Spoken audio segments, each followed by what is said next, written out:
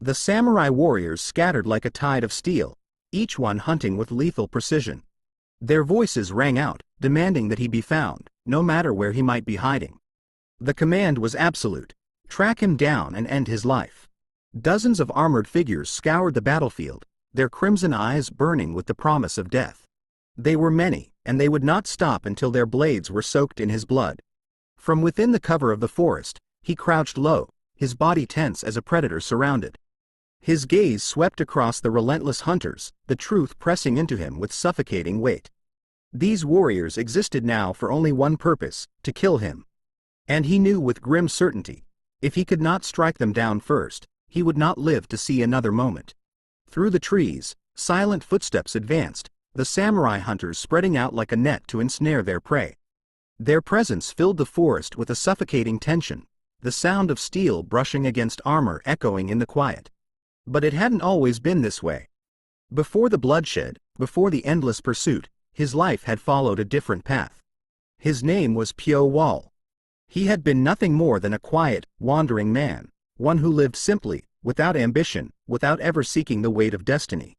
The mountains stretched wide before him, the wind carrying the scent of flowers and pine, and his steps were light upon the earth. Back then, there was no one chasing him, no blood oaths hanging over his head. It was a time before everything changed. A time before he crossed paths with that person. When he opened his eyes again after a long slumber, there was no light, only endless darkness surrounding him. Each day inside that void was pure torment, as if he had been thrown into hell itself. The darkness was not empty. It was filled with others, desperate and ruthless, who tried to kill him before he could do the same to them. Every encounter became a struggle, every moment a battle for survival. And in that place, he was forced to fight with everything he had. Day after day, he had sharpened himself in that darkness, enduring pain, hunger, and fear until they became part of him. The boy who had once been weak and hunted was gone. He had taken on the mantle of those who had once ruled over the darkness. He had become an assassin. A cry pierced the night as someone spotted him. Another voice called from nearby, drawing the rest of the hunters in. Shapes emerged from the mist, their eyes glowing faintly as they encircled him. Yet the man in their midst did not falter. Standing still, his long dark hair veiling part of his face, he let the silence stretch before he moved. Inside, his resolve burned with a quiet fury. He told himself that he would endure, no matter the odds. He would survive the night, and when the time came, he would hunt them down, one by one, until none remained. In a bustling street lined with traditional houses, people moved about, selling goods and enjoying the day. Among them was a young boy carrying a basket filled with food, boiled eggs, meat, and vegetables. He proudly thought to himself that he had managed to buy enough to last the whole week, noting that since fish had been in season, prices were much lower. The boy, whose name was Pyo Wall, was 14 years old. He was an orphan, wandering from place to place with no family and no permanent home. As he walked, he suddenly noticed a strange man in the distance. The man's presence seemed deliberate, as though he had been waiting. Pyo Wall glanced in that direction, wondering who the person was. The man was tall, cloaked in dark robes, and wore a hat that hid most of his face. Before Pyo Wall could react, everything around him shifted into darkness. He found himself lying still, unable to see anything. Though his eyes were open, his vision was completely blocked. He realized he had been trapped somewhere with no light at all. The air was cold, and he couldn't sense any way out. He tried to move but discovered his body wouldn't obey him. His strength was gone. Confusion and fear churned in his mind. Why had this happened? The last thing he remembered was seeing that mysterious man earlier on the road. The memory replayed vividly, the stranger looking at him and remarking that he looked useful. Pyo Wall didn't know the man's name or identity, but he was certain this person had brought him here for some purpose. Yet, there was no sign of hostility, at least not the kind meant to kill, only some unknown goal. Alone in the darkness, Pyo Wall began repeating his own name in his head to keep himself calm. Time passed in a blur. He didn't know if he had lost consciousness or remained awake the whole time. Fear and loneliness pressed in on him, and hunger began to gnaw at his stomach. He wondered if he might die of starvation or thirst before anything else happened. His mind raced with questions. Why had the man done this? What did he want? Pio Wall had done nothing to provoke him. And yet, here he was, trapped in silence, waiting without answers. Pio Wall's mind burned with anger. Even if he was a nameless beggar with nothing, he thought, there was no reason for anyone to throw him into a place like this. Summoning all his effort, he twitched his fingers, forcing his hand to move. Tears streaked down his face as the sensation returned to his limbs.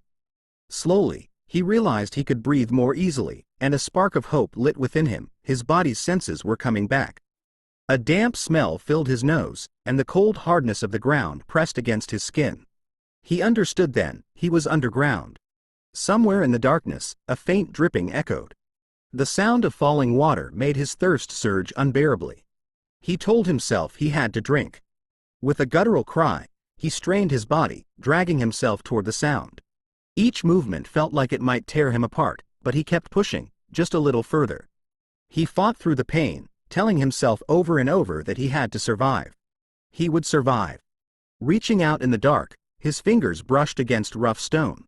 Feeling along the surface, he realized it was a wall, but no matter how hard he clawed at it, it didn't give. His strength failed, and he collapsed, panting in frustration.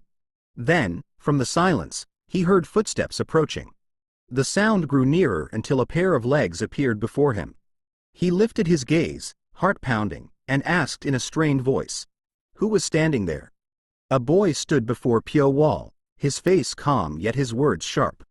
He asked why Pio Wall was trying so hard to survive.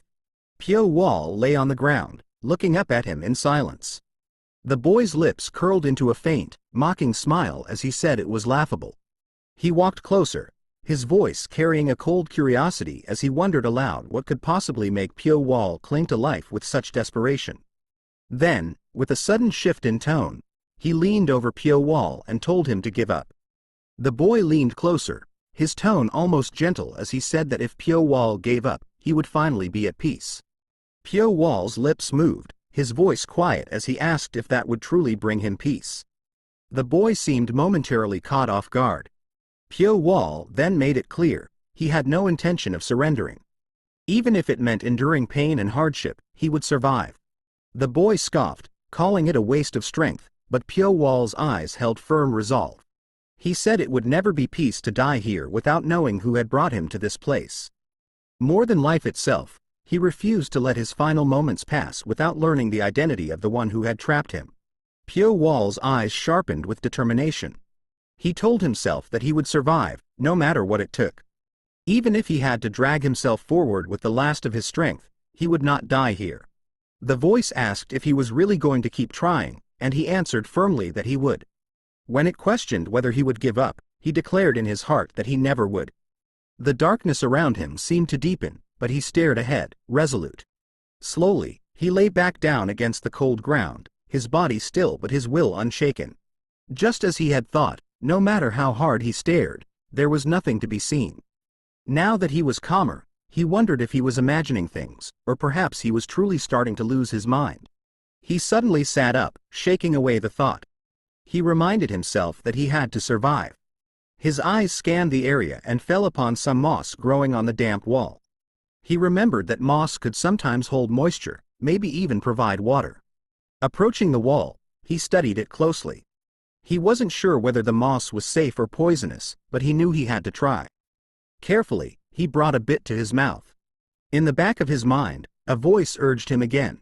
He had to try to survive. The moment the moss touched his tongue, he gagged and bent over, fighting the urge to spit it out. The taste was unbearable. He wondered how something could taste so horribly bitter. Yet, as the seconds passed, he realized his body felt fine. That meant it was edible. Forcing himself to push past the revulsion, he reminded himself again that he had to eat. He shoved more into his mouth, grimacing as the harsh taste coated his tongue. His stomach churned, but he endured. Inside, his determination hardened. He was going to survive, no matter what it took. Rising to his feet, he began to move again, each step echoing softly in the quiet, shadowed space. Pio Wall looked around and took in his surroundings. He noted to himself that this place, according to his calculations, was roughly a 3x3 jang space. Just as he had thought, he was trapped, with someone constantly watching him. As he paced across the floor, he suddenly heard a metallic sound. He stopped and focused, realizing the noise came from something ahead. His eyes fixed on the source, and he identified it. An iron door stood before him, illuminated from beyond. As the iron door opened, a blinding light poured through, forcing Pyo Wall to shield his eyes. The brightness was almost unbearable, yet he told himself he had to press on. He was nearly there, just a little further, when a shadow appeared before him. The sound of the door echoed once more, and the light vanished in an instant.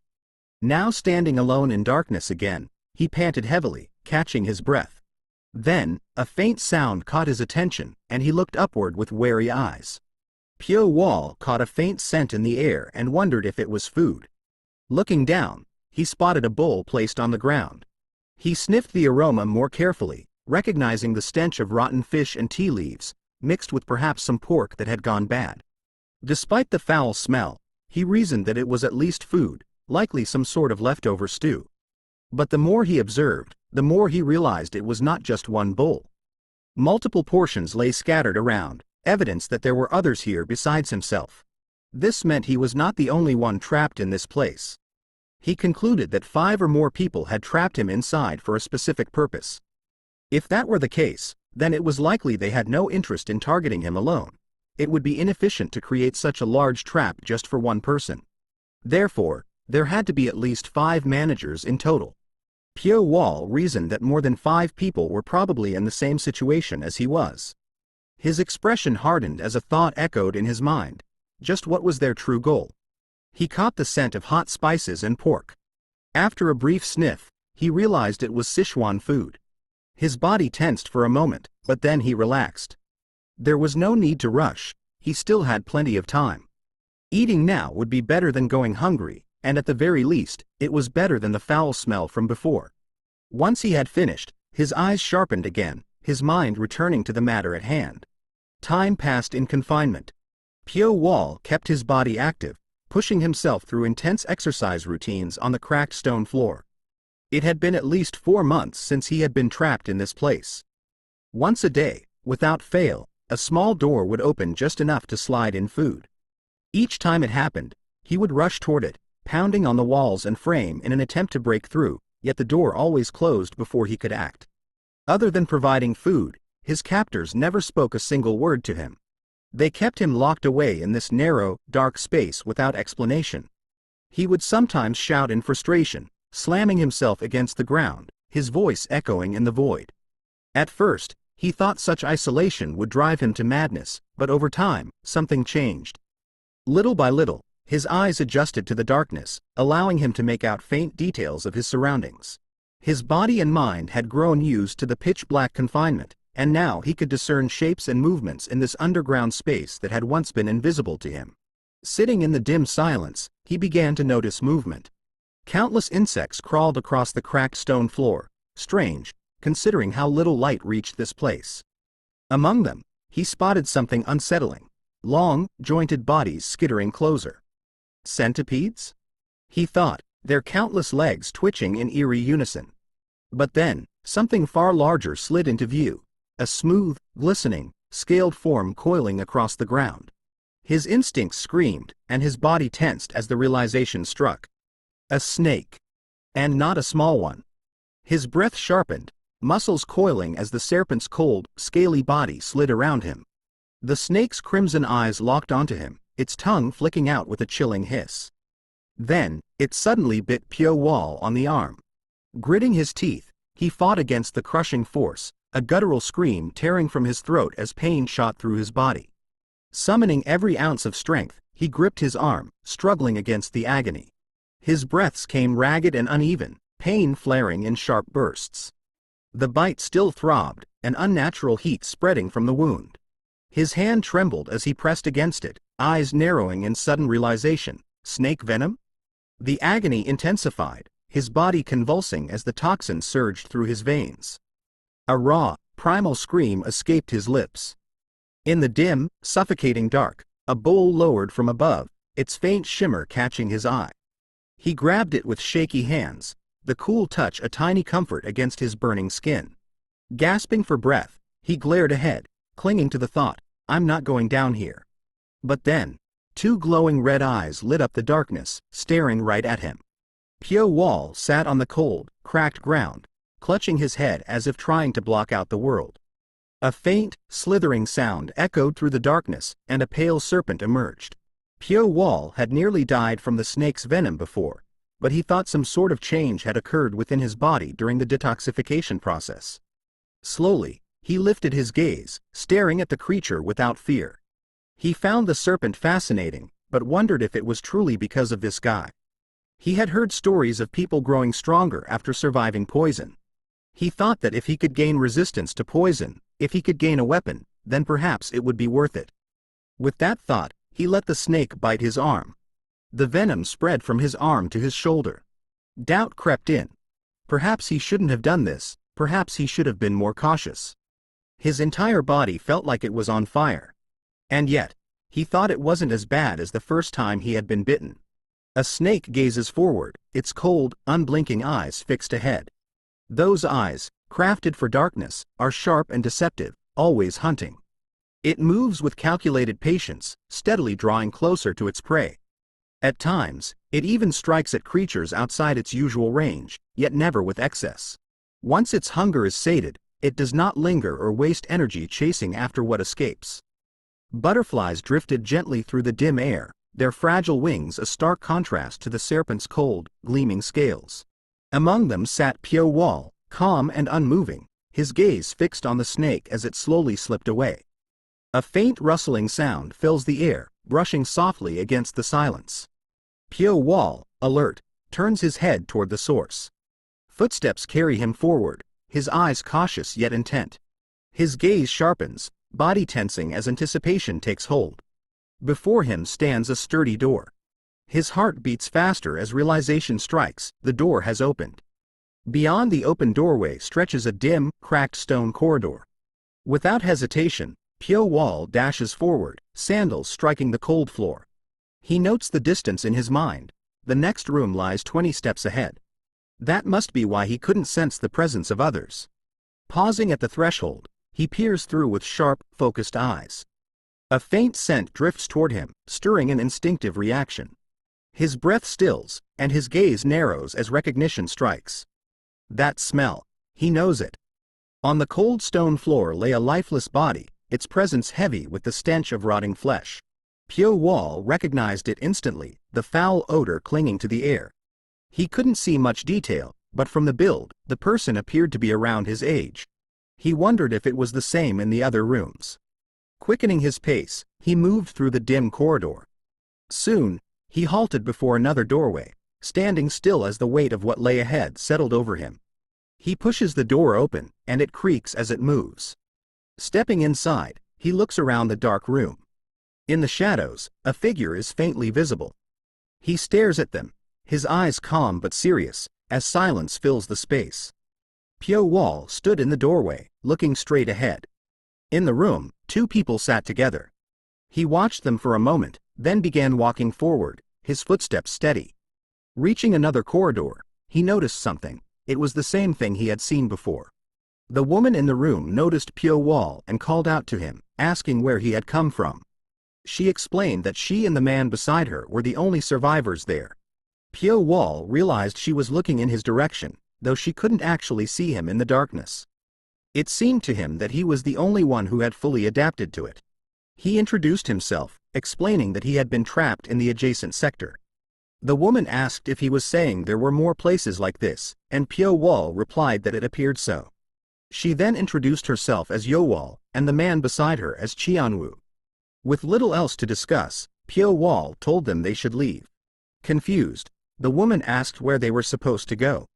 Pyo Wall replied that there were probably more places like this.